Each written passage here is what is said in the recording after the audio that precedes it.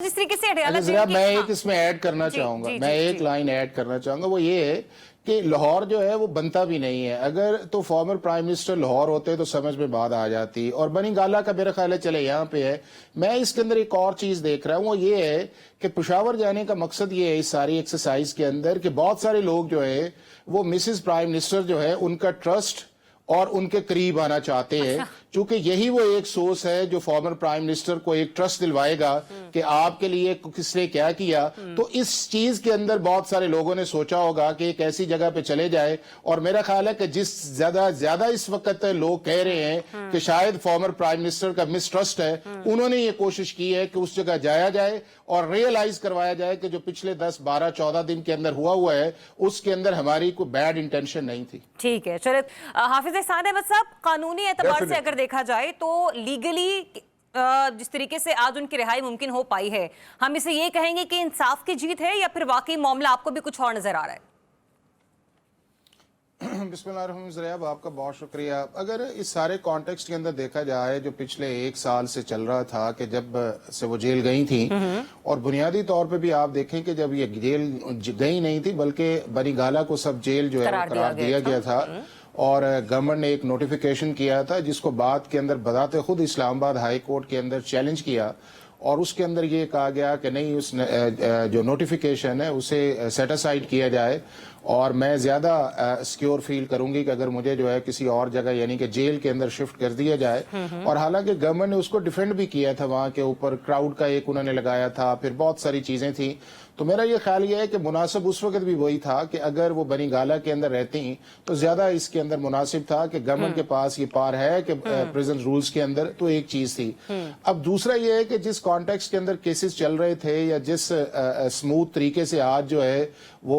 उनका आया है कि जिसके अंदर कल तक कोई ऐसी एक चीज एक्सपेक्टेड नहीं थी कि आज चीज आएगी या नहीं, किसी केस के अंदर उनका अरेस्ट नहीं आया। तो मेरा ख्याल है कि कुछ चीजें जो हैं वो सर्टेन चीजों की तरफ इशारा जरूर करती हैं, बट अल्टीमेटली बदाहर इस चीज को देखा जाए तो मैं ये समझता हूँ कि ठीक है, अगर एक चीज ऐसी आई है कि केसेस चले हैं उसके अंदर ये आया है तो इसको इतना बड़ा इशू नहीं बनाना चाहिए। एक खातून है, फॉर्मर प्राइम मिनिस्टर की वाइफ है, इसी कॉन्टेक्स्ट में अगर इसको देखा जाए तो ज्यादा ये बात मुनासिब रहेगी। ठीक है, और मैं इसकी बिना पर जो कि अभी मुस्तकबिल में बनाए जा सकते हों की तरफ मैं इशारा दे रही हूँ, क्या यही वजह है कि जिसकी वजह से उन लोगों ने फैसला किया और उन्हें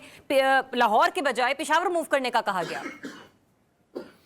अच्छा जरियाब, एक तो ये है कि अगर एज ए पीटीआई का एनालिसिस किया जाए कि जब से फॉर्मर प्राइम मिनिस्टर जेल के अंदर हैं या उससे पहले उसके अंदर हैं, तो जब से ये सारा सिलसिला चल रहा हुआ है पीटीआई जो है वो हमेशा से एक कन्फ्रंटेशन की पॉलिटिक्स के अंदर रही है।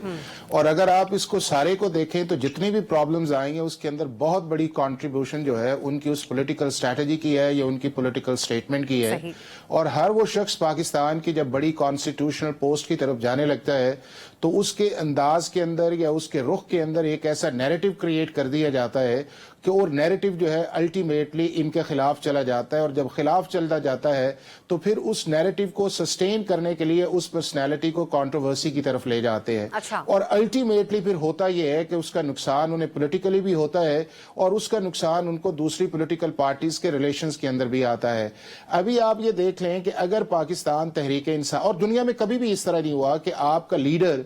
आप खुद भी ऐसी मुश्किल के अंदर रहे और अपने फॉलोअर्स को भी इस मुश्किल के अंदर रहे कि जिसके सामने आपको जिस तरह कहते हैं ना कि लाइट इन टनल जो है वो नजर भी ना उस चीज के अंदर आए। अगर आप पाकिस्तान की जेन्युइन पॉलिटिक्स को आप समझते हैं और आप उसके अंदर हैं और आप हुकूमत में भी रहे हैं और आपके पास एक वक्त था कि अगर आपके खिलाफ वोट ऑफ नो कॉन्फिडेंस आई है तो आप अगर इस पॉलिटिकल प्रोसेस के अंदर रहते हुए जो है इंस्टीट्यूशंस की अथॉरिटी को या पर्सनैलिटीज को चैलेंज न करते तो शायद आज पीटीआई किसी और सिचुएशंस के अंदर होती या पीटीआई के लीडर इस जगह ना होते जिस जगह आज उसके अंदर बैठे हुए हैं। लेकिन जो हाफिज एहसान अहमद साहब एक तासुर ये आ रहा था ना कि पिछले 15 से 20 दिनों के दरमियान पाकिस्तान तहरीक इंसाफ ने इंतहाई नाकिस सियासी हिकमत अमली का मुजाहरा किया है। आपको लगता है कि अब उसको उसके अंदर थोड़ा सा हमें एक अलग रुख नजर आ रहा है बुशरा बीबी की रिहाई के बाद? और मेरा सवाल आपसे ये था कि लीगली उनके लिए ये कानूनी तौर पर बेस्ट होगा कि वो वहां पर मौजूद हो कि जहां पर केपी में उनकी जमात की हुकूमत है? देखें, एक तो ये है कि अगर जो